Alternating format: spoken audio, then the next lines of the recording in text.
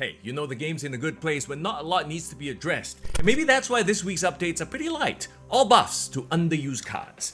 Forge will now give the next card you play +3 power instead of +2.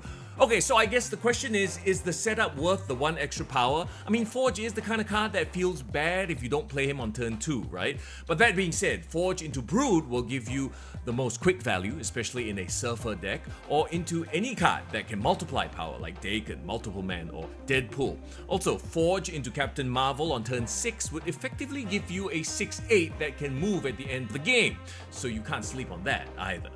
Higher, further, faster, baby. Shanna. Her ability remains the same, but her cost and power drop from 4/4 to 3/2. Hey, welcome to the Surfer Club, Shanna. Okay, just cause she's a 3 cost doesn't mean she's gonna automatically work in Surfer. I mean, the cards she spawns are all 1 cost, so those don't benefit from the Surfer buff.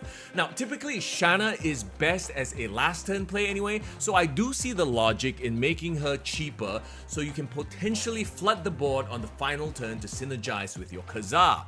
Also, you can now combo her with Dazzler, filling up the board and getting Dazzler's buffs on turn 6, since they're both 3 costs. I'm actually interested though to try her in a Destroy deck. Okay, so hear me out, think of her as a better Squirrel Girl. You throw her on the board and based on what she spawns, you either Killmonger to get rid of all those 1 costs, or you just mop up specific lanes with your Venom, Carnage, etc. And at the same time you buff up your Null and or discount your Death. Alright, last one, and a card that hasn't been strong since day 1, Crystal.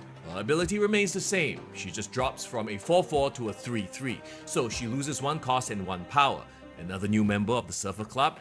So okay, I always go back to the fact that a deck in Marvel Snap is only 12 cards, right? So in the case of a Surfer deck, Crystal may give you a little bit more consistency by letting you draw 1 more, but you're giving your opponent 1 more to draw. And also the question is, are you willing to give up a tech card like Cosmo or Shadow King to make room for Crystal?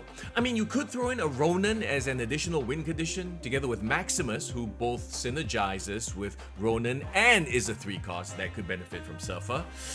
Something to try, perhaps. I mean, all in all, I think these are positive buffs, especially for cards that don't see much use, right? Hey, let me know what you think of these buffs. In the meantime, happy snapping. Snap.